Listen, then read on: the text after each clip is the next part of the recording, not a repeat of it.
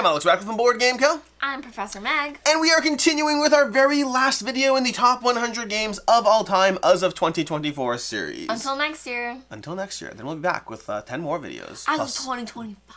2025 is going to be that crazy. Sounds like a future year. 2025 is going to be crazy. You know, sometimes everything's a little upsetting. Years. We're getting old. We're getting old. Yeah. That's how it works. Yeah. You wake up one day, you play a few video games, you go in school, then you grow up, you get a job, and then suddenly before you know it, you're playing like adult board games, and then suddenly you realize before you know it, you have one drink and you're already throwing up from it. Yeah, that if you drink, and suddenly before you know it, you're 45 and you think that the peak entertainment is planting crops for a living, because planting crops in a board game, to be very clear. And then before you know it, you're just you're too old for all of it, and then you go back to video games because it's too much work to set up those darn board games. This is a weird way to stop the top 10 games of all time, but we're gonna go ahead and go with the top 10 games of all time. I believe I'm going first. You're going first. You're going first. We're gonna alternate. Okay, great. Yeah. Last video you made a whole thing about this. I know, but I'm dealing with this situation. Fine, you can go first. you choose. No, you go first. My number 10. My number 10 game of all time, I believe last year was number 6, but I could be wrong. It bounces around somewhere in the top 10 generally. But my number 10 is Too Many Bones. Ooh. Too Heavy Bones. Did you forget about this? No. Oh, okay, fine. That was one of the ones that I've mentioned a lot that I felt you would mention. Yeah, sacrificed in the game of getting you 30 new games. Too Many Bones, Unbreakable. I mean, this is Too Many Bones in general. I just chose Unbreakable because my other option is a giant trove chest, and the amount of large boxes we already have this video is a problem. Just giving you a heads up. I have a lot of small boxes, actually. Is there a wink following that, or no? No, I have at least 2. At least 2 small boxes? At least 2 pretty small boxes. That still means there's 8 large boxes. Anyways. You know? Too Many Bones is a delightful experience that is... It's peak adventure RPG. It has you with these characters, these Gearlocks, who are vastly asymmetric, and those Gearlocks are going to go on adventures that you're going to fight against, a series of journeys and fight against a boss. The bosses are highly variable. The Gearlocks are highly variable. Every Gearlock has its own pathway and upgrade tree that makes it oh so satisfying to play, and to play again, and to play again as you figure out the nuances of how you want to build those characters. If you like character creation, if you like a game that gives you enough game that's a nice long adventure, but not so much game that it's a campaign, Too Many Bones has you covered. I fell in love with Undertow when I first played this series. I have since played the base game. Actually, I don't think I've played anything in Unbreakable yet, which is a little bit of a mark of shame kind of situation, but there's so much content. I have everything because I love this game that much, and I probably played through like maybe 25% of the Too Many Bones content because it's just so good, and I don't need to dive into all this new stuff. I don't play every single... I kind of want to play as the Shaka character. There's like a Shaka character. In the new Unbreakable? Yeah, that might be the Chrono Trigger character, because there's one that's kind of like named after things in Chrono Trigger as well. He's got like little shocks. I like him. Yeah, I think it's all one and the same. Then there's a character that's a bit of a cannibal, which is a different situation. Anyways, if you like characters, powers and abilities, adventure, bosses, high asymmetry, this is a game that is worth giving a shot. It is not the cheapest game, but it is usually, to most people, not everyone, to most people, it is well worth the price of admission. That's also, for games that are like that, this one's very, like, silly and cheeky, I think, and it takes itself very lightly, whereas some can be, like, pretty serious when you're playing, like, a medieval kind of battler or whatever. So, yeah, it's very cute. Good choice, Alex. My number 10 has been on my lap this entire time, so now I can finally breathe. That actually was pretty heavy. I imagine. Okay. This is Castles of Burgundy. Castles of Burgundy is a game that I played and hated and said it wasn't balanced and wasn't good. And then I played it like 25 more times. And then I was like, okay, it's okay. And then I played it like 100 more times. And then I was like, I love this game. And I'm almost disappointed that you're 10. Well, wait till you see what we've got coming. Kids. You're telling me there's 9 games you're going to sell me on that are better than this? This has been on the list every year, though, as well, right? Maybe it was at least on last year's list. And it is, you'll see, I like adventure. I like a little bit of flavor. This is an amazing game. It's a dice drafting game and tile drafting.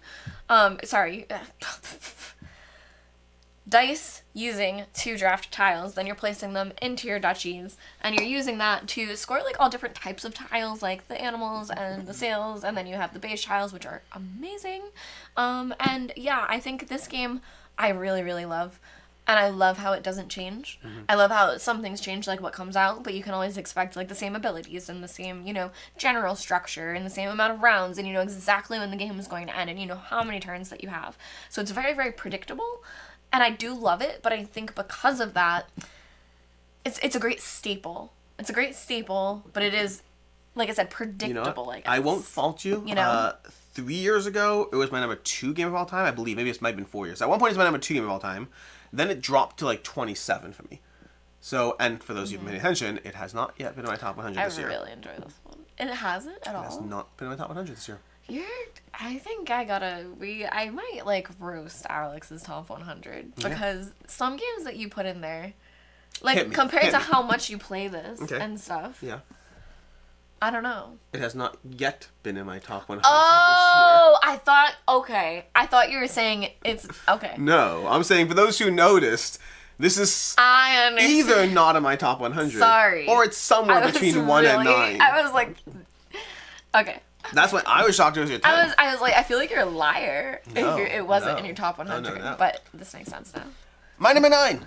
My number 9 is actually, honestly, my number 9, I'm kind of surprised at how far it dropped. No, it's not that. Okay. No. My number 9 is, I'm surprised it's this low. But, the times they are changing. And times be changing. Games constantly swap in and out. And my number 9 is Terraforming Mars. It's heavy. These boxes are heavy. This is Terraforming Mars. Oh, this is going to bother me. I'm sorry. I'm going to go ahead and crack the box over here. There we go. Box fart. Yeah, there we go. Now it's all better now. This is Terraforming Mars. It is still delightful. At one point, our number 1 game of all time. Castles of Burgundy actually has never been my number 1 game, despite how much I enjoy it. But Terraforming Mars has been my number 1, I want to say, for 2 years. At one point, I love this game. It's still incredible. I do think that the more I play the game, I still love it, I still appreciate it, but it has dropped a little bit for me. And again, we are still talking top 10 games of all time, so we're still doing fine. It's not going anywhere. Could I see it shifting out of the top 10? I could see that. Once you're like at 9, you could be 11 just as easily. It's only like 2 spots away. But that said, I don't know if it is going to shift out. I still love it. I still enjoy playing it. I love all the new maps, the new content. I guess, honestly, one of the complaints I have against it is the expansions usually don't do that much for me. I love the base game. I mean... What? But well, except for Prelude. Yeah. Prelude's I don't count that as an expansion. That's the only way to play the game. It is obviously an expansion, but it is the only way to play the game. But Prelude 2, those are great. The other expansions are kind of hit or miss for me. They can add to the gameplay, but they add to the complexity, and they don't necessarily make the gameplay that much better. They just make it different. They're nice to have. I have them all, but I don't necessarily feel the need to put them. The maps, I got the map pack from the recent campaign. Love all those. The solo mode, have not played with the new solo mode, despite my goal to do so. I want to try that out and see how the Atama works and all that. Yeah, it's a great game. It's an excellent game. It's all about the tableau building. It's all about those cards. It's just a game of trying to figure out. I'm in the middle of a game on BGA right now, actually, as we speak. It's just a good game. It's a good game. Turn. It's not my turn. Okay. Actually, probably it's my turn. Probably is my turn. Anyways, this is Terraforming Mars. It's incredible, and I recommend it. And I think it's a good game. It was a really good game, I will say. Your number 9. My number 9. Oh no. Did My you number stack 9. I things forgot wrong? to. No, I didn't even grab it. Do you need to go get something? Should I keep the people I entertained? don't know where it is. Do you want to whisper something? Oh, okay. We gotcha. So I'll go over how I made my top 30. No, well, okay. Fine. While you grab the game. Yeah, sure. My top 30 I did myself, where I zhuzhed in some new games, and because of that, some old games left. So I've said this in the past 2 videos, but games like Gloomhaven, Enish, I'm trying to think of some others that you've covered that I'm like, yeah, that's something that would have been in there. Some of them didn't, but this is one that did, which is Dune Imperium. Now, something that I have been saying every day of my life since I started board gaming is that I love deck building. I really, really love deck building, and I don't normally love space-themed things, and I honestly don't really know anything about the Dune universe. I've actually still not seen the movie. So all I really know about Dune is the stuff from the Inkle, like, from the comic book. But either way, I really enjoy the world that it's in. And for me to enjoy a space world where it's about, like, these political conflicts as opposed to really being murderous, and I mean, it still is, but it's more about the control that you have and what you're able to do and have influence versus a bloodbath, besides the conflict area, which is also a bloodbath and super fun. I don't know, this is just a super clean game. It has held up every single time. We love her. It's a good game. We love her. It's a very good game. That's Dune Imperium. Have you played Uprising yet? You have not played Uprising yet. I have not. I have I was Uprising. gonna say, I can't believe I forgot to grab it. How dare you? I don't know how that happened. My number 8. Ooh, my number 8 is still not my highest area control game in my collection, in my top 10. My number 8, though, is excellent. Oh. It is Cyclades, which you also haven't played. Cyclades? You need to play better games. More games. Dude, if I only had someone who could efficiently teach games to me. I have some of the games you've asked for. I have, like, Rurik I offered one time, and you're like, no, I remember that. It happened. It happened. I was like, I'm not going to let you forget it, because whatever. Anyway, Cyclades. I feel like there's so much more to that isn't. It doesn't matter that you're in the middle of surgery. That's not an excuse. I mean. It's not actually a thing. Cyclades. Cyclades is incredible. And the fact that it's back above Inish for me, because I've had a bit of a roller coaster with Kemet, Inish, and Cyclades are the trio, the trifecta from Matago, and I've been on a bit of a roller coaster with where they all are. Kemet has dropped very heavily. It's still, I think it's still my top 100 this year, I'm pretty sure, but like very, very tippity top. I could see it leaving the top 100, we'll see, but I still think it's great, but maybe these top 100, maybe not. But Cyclades and Inish have been in a bit of a dancing fight, constantly staying within the top 20, but then shifting positions. Inish has been a little higher for me normally, but I don't know what it is about it. I just talked about Inish last video in case you missed it. It's still great, it's still incredible, but Cyclades, the bidding for the gods, combined with the area control element, is so incredibly satisfying because you're constantly bidding to take actions. Every round is effectively like, oh, you want to go ahead and move across the sea? Well, great. You need, what's the god, what's the sea god? Poseidon. Poseidon. You need to bid for the power of Poseidon because otherwise you can't traverse the seas. So, like, everything you want to do involves sacrificing or bidding for the favor of the gods, which ends up being such a great game. The expansions are great. The Legendary Edition is going to be coming soon, and I think they did a great job with the Legendary Edition of taking the best parts of the base game and expansions and giving you a great package. It is incredible. Cyclades holds up amazingly well. I'm actually angry about okay, fine. not having played it. You should be. You should actively be angry. I actually... Not at me. At the world and the universe. I feel like we need to stop. Why don't we just plan like a New Year game right day? Now. No, here's what we do. We plan a New Year full game day, and you pick like 8 of the games you want to play, and you just knock them out. Rurik, what if it's Cyclades. What if it's other 8 games. of the same game? Rurik, Cyclades, Dune, Imperium, Uprising. Which of those 3 are you knocking out? Tell me already. All of them.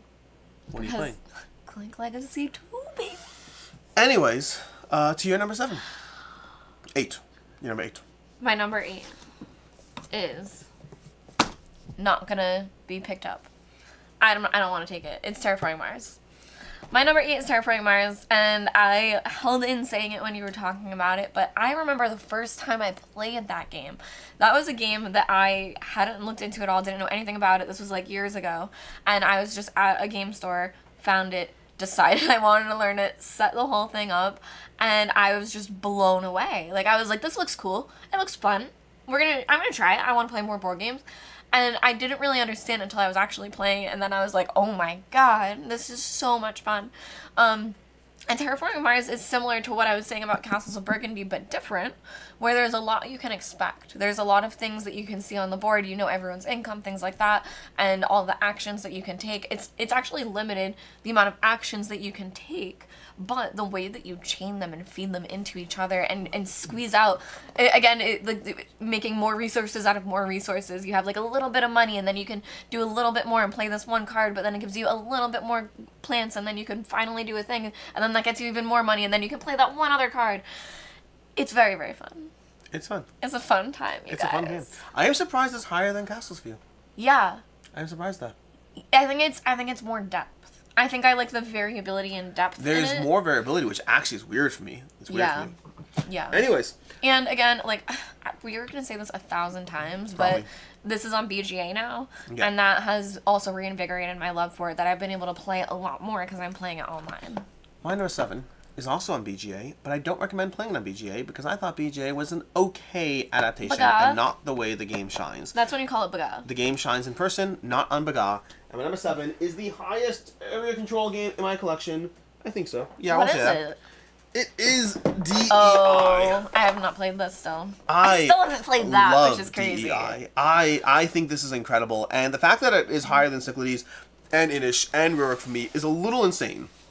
But I still enjoy this game so much. There's something, it almost combines the area control fighting of games like Cyclades and Inish, and then the less violent nature of a game like El Grande and gives you an experience that is highly variable as far as the way the games you'll play, as far as the missions you're trying to achieve, as far as the ways to achieve those goals, trying to pick up the various, it's all a lot of hand management, so you're constantly trying to figure out the hand of cards you can do, but you need to get resources to buy those cards, and you need to plan out around, is it worth it or is it not at any given point, what's going to give you the most actions, what's the right economy, what do you have access to, what are you trying to take from other players. It has a 3D terrain element. I love this game. I think that it is currently my favorite area control game.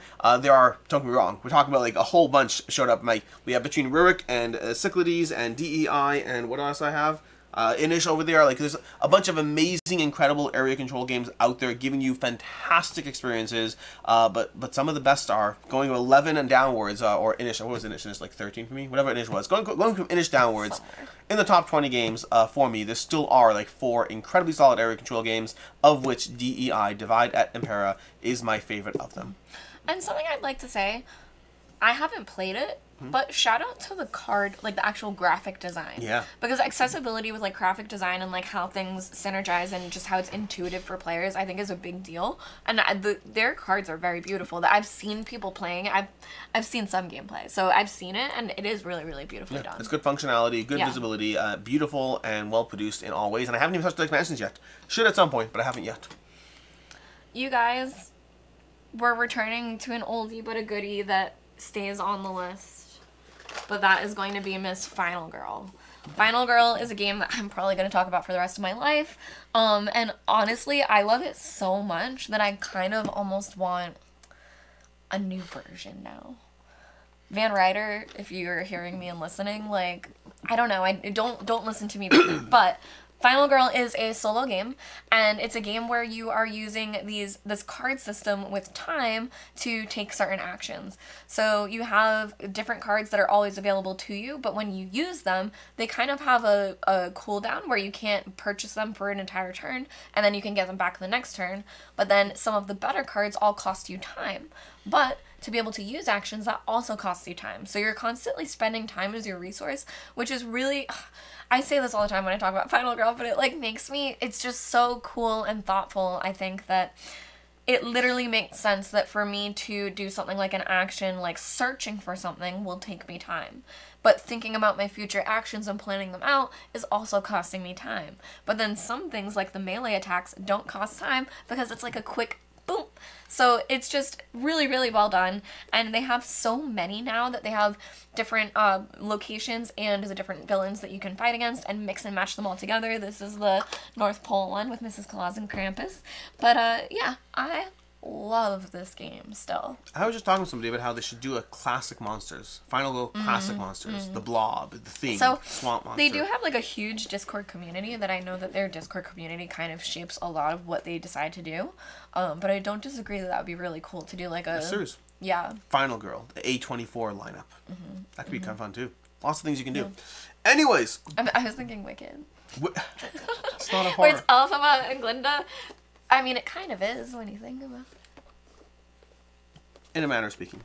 Anyways, my number, what are we up to? 10, 9, 8, 7, 6. My number 6, am I doing this in the right order? You guys, I saw Wicked and it became my personality. It's the point that you're like final girling Wicked.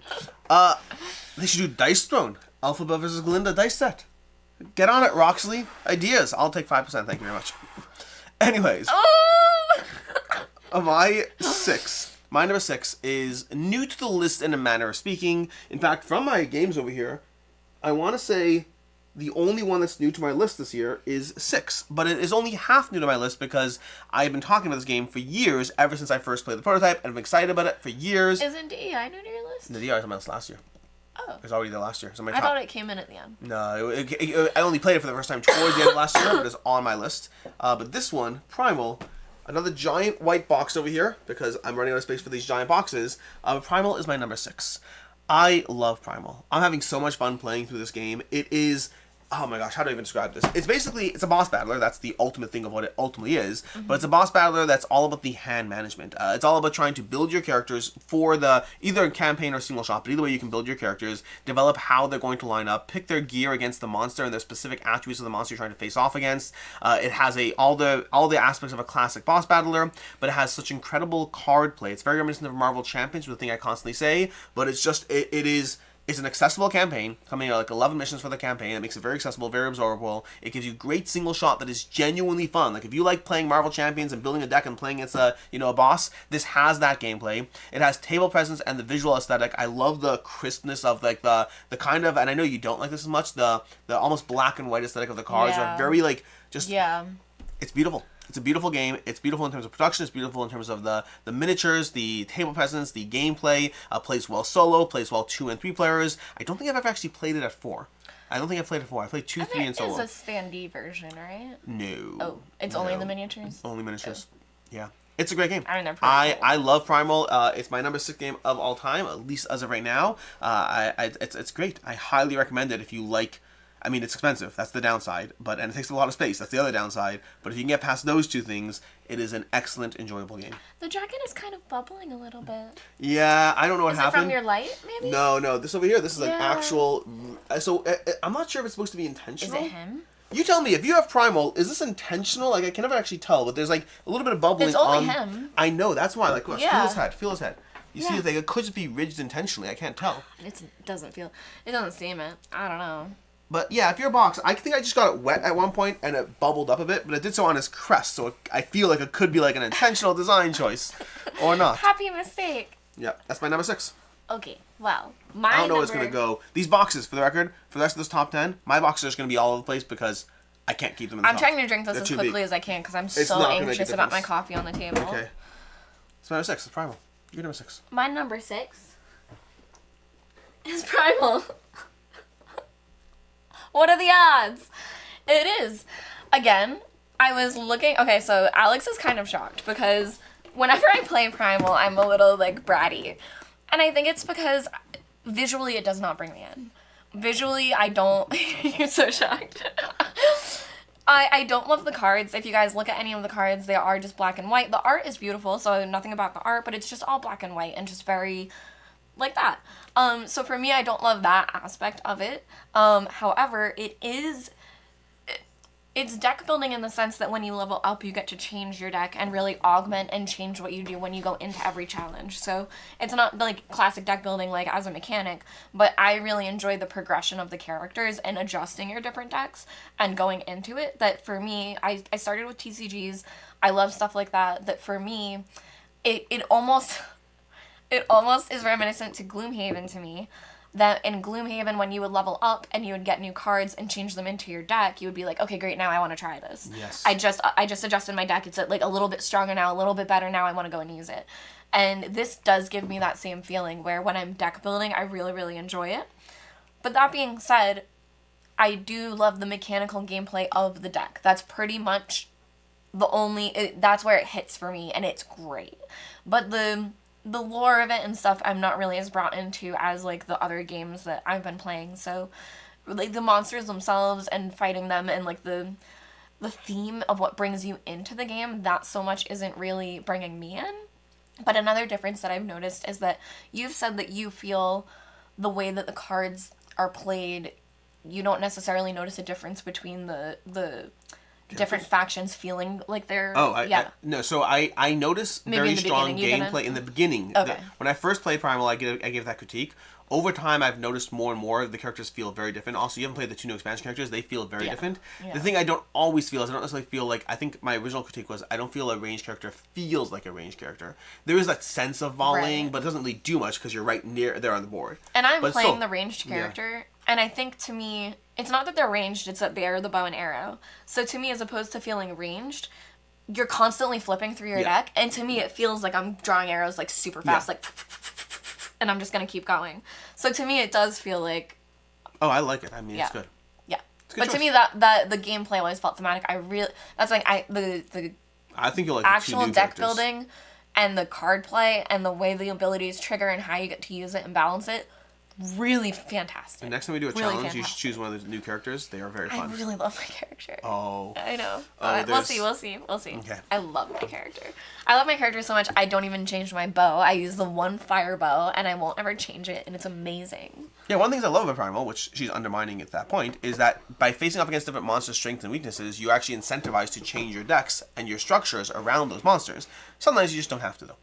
Well, I definitely change certain things. but I usually don't change my weapon. My number 5 is Everdel, which again is a giant ridiculous box over here. But Everdel is my number 5 game of all time. I still love Everdel. Whether you're playing, I haven't played Everdel Duel yet, but whether you're playing Everdel Farshore or plain Everdel or Everdel with expansions, this game gives me some of the best tableau building, playing out cards, having an amazing time with the gorgeous artwork. Again, regardless of which version, the artwork's incredible. The gameplay sings. It is incredibly satisfying as a gameplay experience. It immerses you in the world, and it feels challenging and then highly variable because of all the expansions and ways you can play the game. I think Farshore is worth owning. I think it's a great version of the Everdel system, but I think Everdel, with all the expansion content as well, is also worth owning. Either way, this game is beautiful, mechanically satisfying, and it doesn't outstay its welcome, plays well at a variety of player counts, and have I said beautiful? I think I said beautiful 4 times. Man, I remember when Everdel was new, you know? Yeah. And like, new kid on the block, so cool, check this out. And it has just stood the test of time. It's incredible. It really has. It's like, even when we're talking about all these games we want to play, I'm like, how do we narrow it down to 8? I want Everdel in that lineup too. Yeah. I want it there. Yeah. What number are we at? Well, 5. I should know. Okay. My number 5 is a deck builder that still holds up. Lost Ruins of Arnak. Lost Ruins of Arnak, you guys, I probably should not have to go over this. This is a game where you're PvP against everybody. It's worker placement and also deck building, where you are trying to gain different resources such as like arrowheads and gems, and then you're trying to turn that all into more cards, defeating these different monsters to get points from them, and going up a research track. And it's just a lot going on. And it's a lot to manage, and it's really, really fun when you can just, like, twist your brain to... It's limited to 5 rounds, so you're limited with how long you can play. And to be able to push, again, like, in rounds 1, 2, and 3, what you can really just squeeze out of so little to turn into so much, that by the end you really feel like you're accomplishing something. It really is a game that comes together that I think is very, very satisfying, really, really well-paced. There's a whole a bunch of different ways to play this as well. This is the co-op version, which adds 2 new leaders, but there's a way to play it co-op. There's also new content coming out for the game that I personally have seen that is, I'm very, very impressed by. That's all I'm going to say, just to like, I don't know, don't want to say too much, but this game slaps, and it's going to continue. Like, next year, I guarantee it's going to be on this list, because I already know what's coming. It's a great game. It's a great game. They keep out new content. It's beautiful. I love it. Yeah. I actually love it. Yeah. Okay. My number 4. Number 4? We're at 4? Is Lost Ruins of Arnak. Oh. So we can save a lot of that conversation again, but number 4 is Lost Ruins of Arnak. I love this. I love this since the first time it came out. I remember, it's very rare that I do this, but in my first review for the game ever, I said, I think this will be a top 100 game. And I don't do that a lot. I think I've done it maybe twice. And I don't remember if I was right, but I have to look. Either way, I did it with this game, and I was right about this game. This game is in the top 100. It deserves to be in the top 100. It is at a great price point. It's affordable. It has incredible components for what you get out of the system. It has highly expandable with all the content, and the gameplay is just so satisfying. I have played this game, I don't know how many times, but I feel like it must have been like at least 80 plus times. Yeah, I played a lot in BJ, a lot in person. I played Missing Expedition. I played The Lost Leaders. I've played that new content that's coming out. There's so much for the game, and it's so incredibly satisfying. And like, I'm excited about the new stuff. I'm still excited about the new stuff. Like, it's. If you guys do play it a lot and you haven't tried the other side of the board, I highly recommend just trying the other side of the board as well. Yeah. Because that's something that a lot of people just don't. Well, at this point, you have like 4 sides if you have the expansion. Right, but if they don't and they just have it, if you've been playing it a lot, try the other side. Force you to reconsider some of the things you start to get locked in. It's so good. It's just a great game. I love it. I cannot recommend it enough. Well, I guess I could recommend it 3 more spots in theory, but for right now, number 4 out of 100 over here. It was the first one that I was like, this is locked in for next year already. Like, well, obviously, I know we could, but it was the one that motivated me to say that. Anything can change in theory, but I'd be shocked if this was not top 10 material. Yeah. Okay. Your number 4. My number 4, I don't want to pick up, but I will. So we're just gonna put this over I'm trying to think here what to the be biggest safe. box I know is that she hasn't covered. Well, it's not just the cover. That's the thing. It's full. Does that help? Do you want to guess? I loved it. It's not Gloomhaven. I loved it. It's not Gloomhaven. Is it from this year? Yeah. I said I liked it more than Primal. And lo and behold, statistics run true. I did, because I pub people this. Did I give you flack about liking one of A them? little bit, I think. Because you were really liking Primal all the time. No, that's why I wouldn't give you flack. I give you flack for context. The Primal situation is she's less insistent on like Primal. Then when she plays it, she will literally cheer about the gameplay. Anyways. Oh my gosh, really? Yeah. And Legacy. You guys, I love Legacy games. I think I was made for Legacy games. I like this game, but wow. I loved this. I loved this. Give you flack. I would buy this again and play it again. There's a 2. I know, but I'm just saying, I would even repeat. There are some that I wouldn't repeat the experience. Like, in an earlier video, I did Morrison Game Factory. That one's more of like an exit game. Either way, some Legacy games I would redo and some I wouldn't. Charterstone, I don't know if I would play again. Like, I would, but... I've actually played Charterstone twice, absolutely and this twice. I love this game. So this is a deck building game where you are continuously... augmenting the cards that you have, where you get like stickers and things so you can change the cards that you have, but you're also changing the market that's available. So it's similar to something like Dominion, where you are choosing from a static market that you have the cards available. So throughout every game, as you go through the legacy aspect, you're kind of changing what cards you want to be there as a group so that you know what you're buying and kind of just adjusting, you know, your gameplay.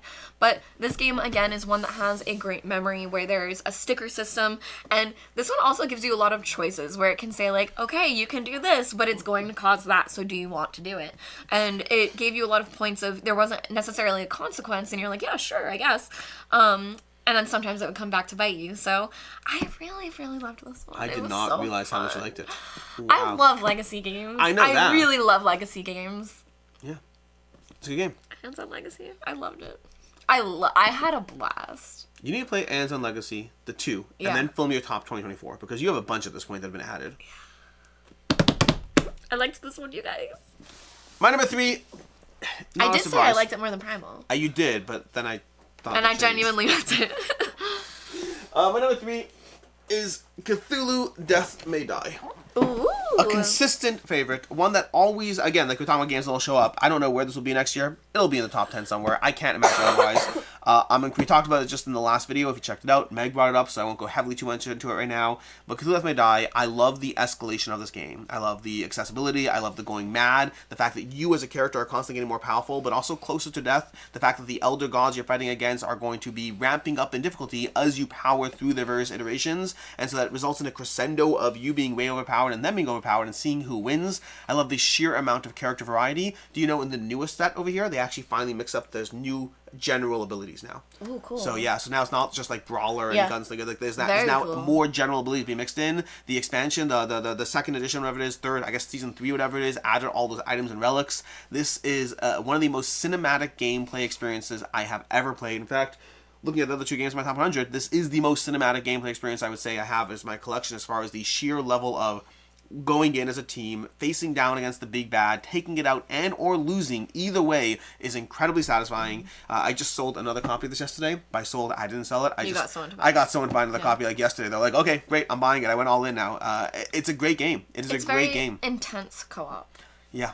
It's good. It's good stuff. And again, I talked about when you covered it. It is consistently going up higher and higher in the rankings in BGG every year. That is a testament. It's not a flash in the pan. It's being spread by word of mouth, by another person playing it and being like, oh, this isn't just a bunch of overpriced plastic miniatures. This is a good gameplay experience. It is a good gameplay experience. Great. Check it out. Try it out. Cthulhu Death May Die. And I will say, I didn't say this when I was talking about it. This is one of the only games, I've had it happen sometimes, but it's one of the only games where cooperatively, like, you have certain moments happen, you roll dice, and everyone screams. And that doesn't always happen. Like, everyone's always invested and people are playing, but, like, for you to roll and everyone be like, ah! Like, that actually happens. So, shout out to Death May Die. Your number 3. Okay, my number 3. Okay, not quite yet. I thought it was going to tie into yours, but it doesn't. My number 3. Okay, so it's a little bit of a lie. Only because, well, what I'm holding is a lie. Because mine is at home. We're going to explain in a minute. But they're heavy. Games are heavy for me, you guys. I have Clank Legacy too. And that is because Clank, I'm just going to show it and then flip it. And it is just the cover. You know, Alec, can I give this to you? You could rotate it sideways. Okay, there, sure. There we go. This is just what we're gonna start doing. So I love Clank Legacy 1. As I said, I love Legacy games. And this is one that to me was a perfect experience. So this is Clank Legacy 2. I have not played this yet. There is actually an unboxing either before or after this video on the channel. At some point, somewhere in this holiday week, you guys can get it. But I'm unboxing this because I'm so excited to play. It's the only thing I'm thinking about.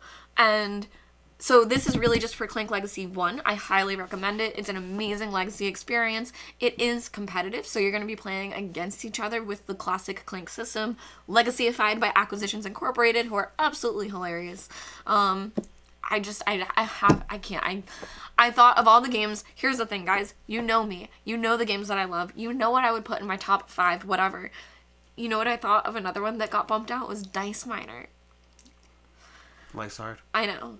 But this one stayed. So for the ones that stayed that I was like, this is still important, still relevant, still needs to be mentioned again, Clank Legacy. Oof.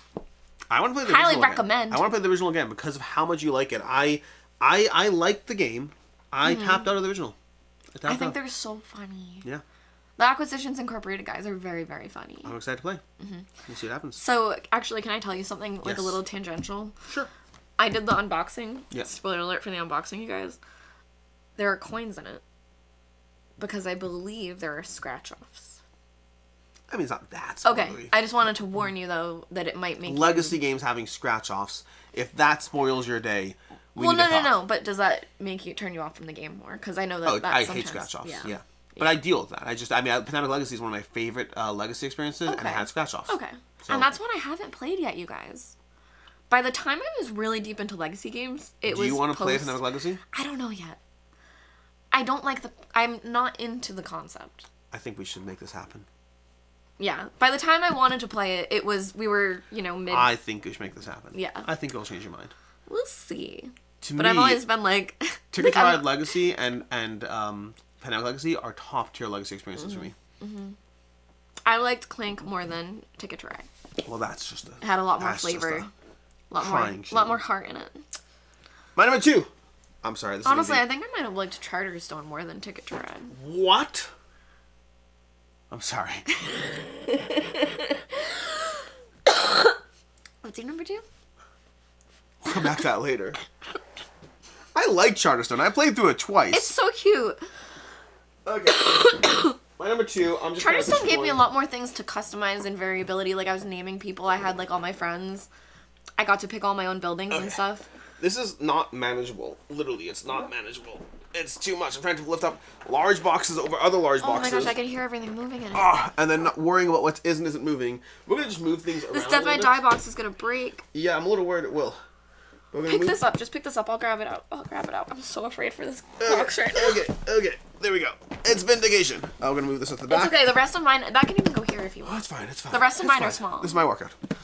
Vindication is my number 2 game of all time. It was my number 1 last year. Yes, it has gone down a bit. But it's gone down 1 spot. Vindication is incredible. I love this game for everything it does as far as the variability experience, the puzzle of trying to optimize towards victory. It's a competitive game where you are trying to basically win. You're trying to cross that little victory point threshold for the other players, and then hopefully have the end, most at the end when you trigger actual end game.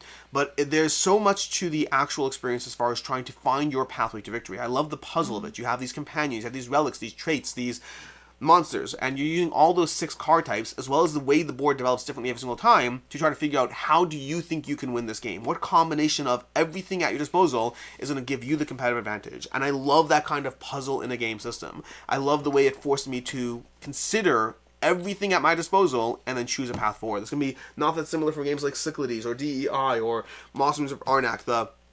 The puzzle of being given a set of criteria and then working your way through it and then having it be so consistently variable every single time you play it. I love this game. Every single time I get to play it, it's a treat. I still have not played with some of the expansion stuff that I should be playing with. Oh my gosh, I just almost knocked this all over.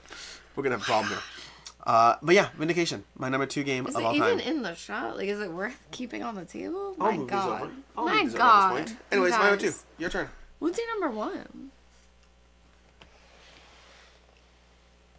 I'm curious. You figured it out. Alright. My number 2? No, they figured out my number 1. Yeah, no, I know. Do you know what my number 2 is? I know you know what my number 1 is. No. I don't know what your number 1 is either. Oh, I know what your number 1 is. Okay. Watch me knock things over. My number 2 is, this isn't really going to super show you. Here you go. It's Arkham Horror, the LCG. This makes sense. This one is, again, one that has been on my list previously, but I played through the Path of Carcosa this year, so I'm still playing it, and my God, you guys, if you want a game that smacks you in the face and tells you things that are scary, that you don't want to happen, but you have no control over because you made a decision 2 scenarios ago, this is the game for you. It's going to hit you hard, you're going to have damage, you're going to be losing your mind and bleeding, and it's just a beautiful, again, deck building game in the sense that you are building your deck scenario to scenario, where you'll get these experience points to augment and change different cards in your decks, and then you go into each scenario with your particular deck, and you're playing as these different investigators going through specific stories. So I played through Dunwich, and now this is the Path to Carcosa. To lightly tell you what it's about, to give you an idea, you are these people that start noticing something strange happening after a play happens in your hometown. I think your hometown, I don't know. It's in Arkam, but like I don't know if you're from there. But either way, you start getting involved and feel the need to investigate things, and then terrible things start happening that you just kind of get pulled in and then whipped around the cosmos. So again, I cannot highly recommend this enough. All of the investigators are so cool. The cards you play with and the deck building.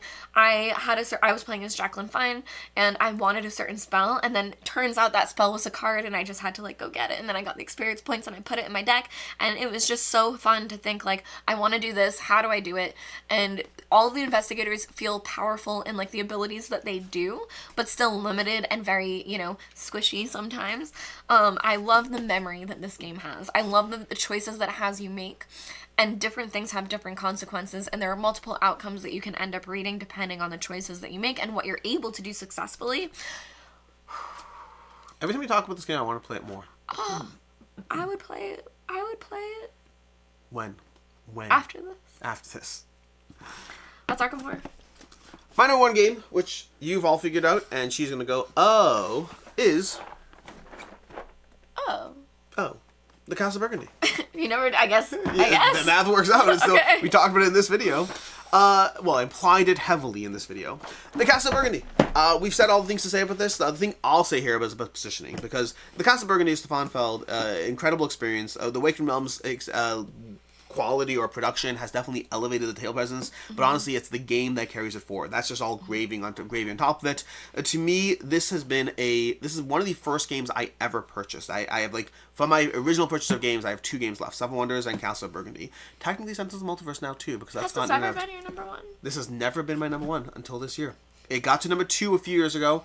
And then I can't remember where it was last year. Either, I think what it was, and I could be wrong on this, I think it was 2-3 years ago. Then it dropped to 27. Then last year was at 13 or somewhere in that range. And then now it's at 1. And it might bounce around again, but I think the thing for me that has it at 1 this year is the realization that I have played this game easily over 200 times. Easily, if not more. Because I've 180 logged plays, and I was playing this game for 5-6 years before I ever started logging plays.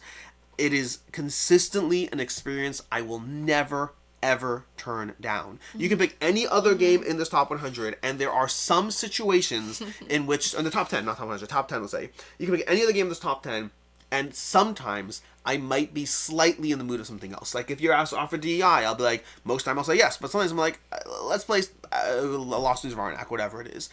Castles of Burgundy, I will never turn down. If you offer to play Castles of Burgundy, whether online, whether in person, whether with expansions, whether without expansions, I will say yes every single time, despite being 200 plays plus deep into it, and it never gets boring, and it never gets old. And I love variability in experiences, and despite that, I love everything about this experience every single time I dive into it. It deserves its spot. I don't know what it'll be next year. I don't know if it'll be number 1 next year or not. Given how long it's been in my collection and the longevity of it, again, things can happen. It can bounce around. I can't make guarantees. I rank this based on where I am in the moment, but in the moment, I can't help but appreciate how much I enjoy this experience. That's my number 1. It's a good one. I was going to say shout out to something, but now I can't remember what. Shout out to... Maybe just BGA. BGA. I was something about Castles of Burgundy, but I think I was just thinking I play on BGA. Oh, the expansions. Some of the expansions are great. Yeah. Vineyards is great. The shield tokens are so powers and abilities. You want powers and abilities, play with the shield tokens. Okay, guys, my number 1 game, I've been saying, is going to be my number 1 game since the day I played it, since the day I learned it, since the first time I played it. It's a big box. Oh, you guys, it's Faraway. So, if you don't know Faraway, Faraway is a game by Pandasaurus. It's a pretty little guy. And it's what, 2 to 6? 2 to 6 players. And you get these cards. You know what? This is number 1 game material. Like, let's just show it off. So you get these cards, and the cards have all different information on them. So you can see that there's a number, and that's your initiative for when you're drafting that round. And then there's also scoring, but in order to get that scoring, you need these tags for that to happen. Now, the whole entire trick, the magic of the game, is that you play 8 cards out, flip them all face down, because you're going out far away, and then you're journeying back home. So you flip them all over, and then starting with the last card you played, you'll reveal it. So if I revealed this as my last card I played, if I didn't have these 2 tags, I would not be able to get this scoring. However, if this was like my 6th card, and my 7th and 8th cards provided those tags, I would then be scoring for this. And this is 2 points for every green or yellow. If those were both green, that's 6 points, baby. So that's how Faraway works. You'll be drafting cards, you'll be playing your 8 different cards within your row, and then there are also these extra cards that you are able to draw if you play a sequential card. So if I play an 8, if I play a 9 or higher after the next turn, I get to draw these cards. And those are going to provide extra tags for you, sometimes extra scoring, things like that. And the entire game is drafting these cards and mathing out the cards you have in your hand from the beginning of the game, the ones that you're drafting, and how you're going to play that out to make sure that it triggers backwards by the end of the game. You guys, I fell in love with this, and if there's anything I can do for the board game community... What? I know what you're going to ask. If there's anything I can do for the board game community, Pandasaurus, this is my number 1 game of all time, and it might always be. I'm sorry, Dice Miner, but you're like way up there. You two are like sisters. But I want a gold leafed version of this game. Now, the cards that I showed you, there are day versions and night versions, and I want the day versions to be gold and the night versions to be silver. And if I can manifest that into reality, Pandasaurus, that'd be pretty cool. That's the only way this game could get better. It's a good game. It's literally the only way. Beautiful art, clever art, great symbols. Again, when we say like readability, I think it's very accessible and very easy to see the symbols, but still very beautiful. And I will finally say, shout out to affordability again. This is a really affordable small box game that packs a really, really tight punch, and it's also on BGA. Number 1.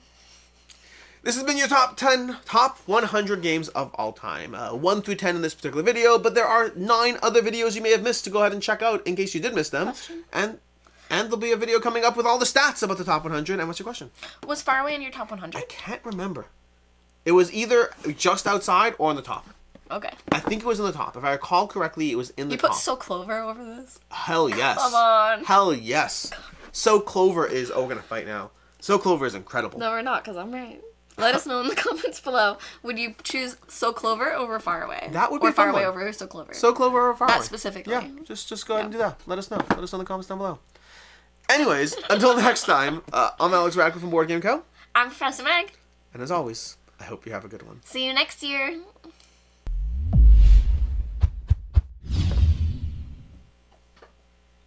That's your number 10? Yeah. Wow. Okay. I love how you started that way. For the record, I'm possibly going to include that in the outro at the end. You shrinking down so that I can be like... Anyways, are you ready to go? 3, 2, 1.